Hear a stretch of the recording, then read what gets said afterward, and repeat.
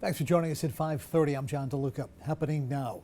9 people are dead after a fire at an assisted living facility in Fall River. Dozens of others were injured.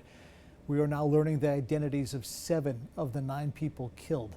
According to District Attorney Tom Quinn, they are 64-year-old Rui Albernaz, 61-year-old Ronald Codega, 69-year-old Margaret Duddy, 78-year-old Robert King, 71-year-old Kim Mackin, 78-year-old Richard Rochon, and 86-year-old Eleanor Willett. 2 others, a 70-year-old woman and a 77-year-old man, have not been publicly identified yet because their families are still being notified. Let's get right out to ABC 6 News anchor Tiffany Murphy, who joined us live tonight outside the Gabriel House in Fall River. Tiffany.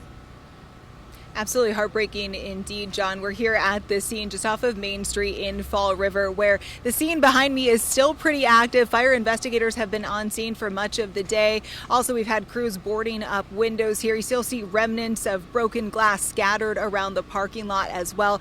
And the air is still really strong. You can smell those burned embers. Firefighters were called in around 9:30 last night here in Fall River. Many of those firefighters were off duty at the time. I spoke with the local fire union president, who says he came from his house. He was here 10 minutes after the call came in for help, and he ran into the burning building with just a t-shirt and shorts on as well. He says his department was understaffed. He says by at least 8 people, and if those 8 people would have been on staff, he says many more lives would have been saved. Municipalities like to use this as a line item, and I do like to comment, and it's sad I have to comment, that public safety is always a line item. Public safety should never be a line item, and people's lives shouldn't be a budgetary concern. And just before 5 o'clock, I spoke with Fall River Mayor Paul Coogan. He said it is not time for politics. He said that he has staffed the fire department at the levels the chief has requested. He said he's only been in office for 5 years. Take a listen about what he had to say about this. My response is we staff at the number the chief gives us. That's what we put in the budget. My position is that this is not the time for politics. We have people and families that are grieving. The focus should be on the ones that still need placement and the ones that need support. That would be my focus. I'm not worried right now about the union and their count. They should be dealing with the chief and what he wants to do going forward. And tonight, about 30 residents that survived are in the hospital. Those other residents that did survive don't have a place to go. The governor of Massachusetts here on the ground today offering her administration's support. All I can say is that, I'm heartbroken for the individuals who perished in this. And I'm heartbroken for their families and for their friends and loved ones. Just so grateful that the teams were able to act so quickly, so swiftly, and were it not for that, we would have seen an unimaginable loss of life here, given the vulnerability of this population. Well, it is a long road ahead to find out how that fire did start. We are told fire investigators say it has been deemed not suspicious. I did speak to the daughter of a woman inside today. She said her mom's body was very badly burned, just 63 years old. Take a look at her picture. This is Brenda Hurley Cropper.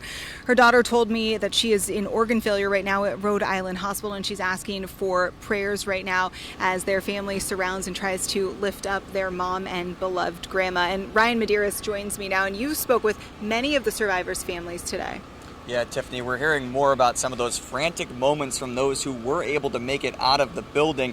You can imagine how terrifying that must have been as smoke poured into their rooms and flames in even some of those cases. One woman says that her father called her in a panic. He couldn't get out of his room. I says, open your bathroom window. He says, it is open, but they're not hearing me. They're not hearing me, Melanie. I'm going to die in here. And I'm like, please don't say that. Please don't.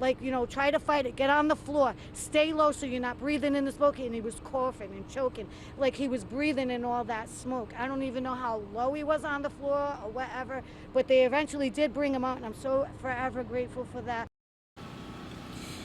And he was able to make it out of the home, as you heard there, with his story showing us that smoke was the real killer here, as fire officials have said all day. Another survivor describing those same hectic moments inside the building. I went to my apartment apartment door, my room door. I opens it, and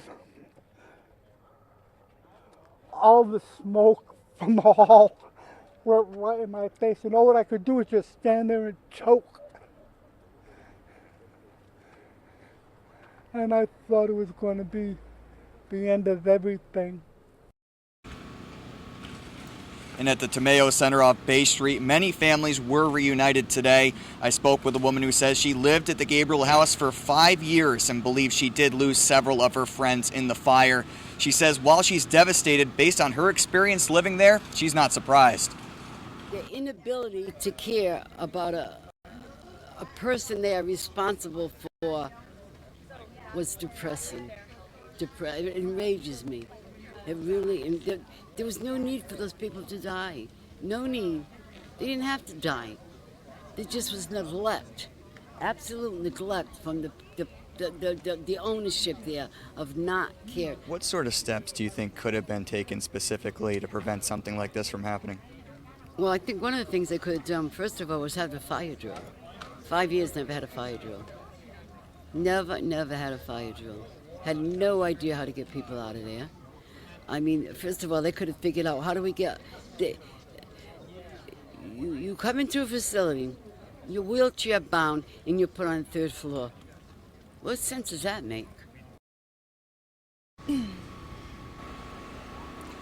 And now, incredibly, Donna says, living at the Gabriel house for 5 years, Tiffany, last night was the only night she did not sleep here at the facility. She just happened to be sleeping at a family member's house last night.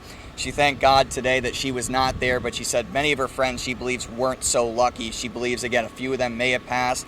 And really, she's just frustrated and saddened and, more than anything, angry. You heard her there describing the conditions. She said for a while they had people living on the 3rd floor in wheelchairs and the elevators weren't working. They never once, as you heard her say there, say she had a fire drill. So a lot of questions left to be answered. We did reach out to the building's owners today. We have not yet heard back. And I did find out from Mayor Coogan that this place was inspected back in October of 2024. It did pass its inspection and was not due for another one until this fall. So obviously a lot of folks' frustration and anger. Those are two of the main words we've heard from neighbors here today who echoed the same thing. We spoke with very different people who didn't know each other, and the same sentiment was echoed by all of them today. So we have a lot of questions that need to be answered going forward, and we'll make sure to bring you those answers when we find out. Reporting live in Fall River, Tiffany Murphy with Ryan Medeiros for ABC 6 News. As we continue to learn more about this tragedy, we'll certainly be updating you on all of our news platforms, including abc6.com.